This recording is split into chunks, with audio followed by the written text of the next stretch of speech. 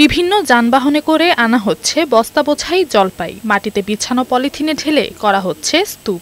সেখান থেকে ব্যবসায়ীরা এসব জলপাই কিনে ওজন করে তুলছেন গন্তব্যে নেওয়ার গাড়িতে।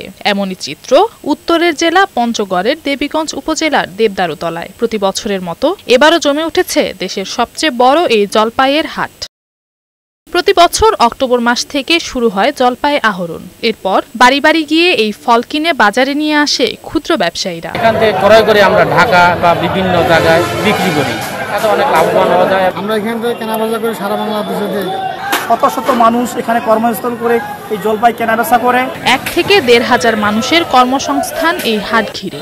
এখানে ইজারাদার রয়েছে, তারা নিজস্ব শেড তৈরি করে দিয়েছে তাদের সুবিধার জন্য, এবং রাতেও আলোর ব্যবস্থা রয়েছে। আমরা এই হাটটিকে আরো বড় করার জন্য বড় উদ্যোগ নিতে পারি। সেক্ষেত্রে আমরা জাতীয়ভাবে উদ্যোগ নেওয়ার জন্য আমরা সরকারের প্রতি অনুরোধ জানাই।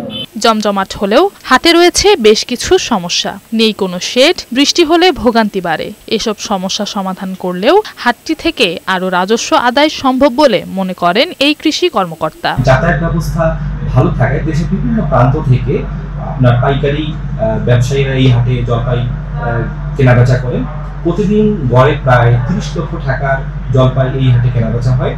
দেবীগঞ্জ তথা পঞ্চগড়ের অর্থনীতিতে এই হাটটি বিশেষ ভূমিকা রাখবে বলে আশা করছি। প্রয়োজনীয় উদ্যোগ নিলে এই হাট থেকে বিভিন্ন দেশে আরো জলপাই রপ্তানি সম্ভব বলেও মনে করেন সংশ্লিষ্টরা।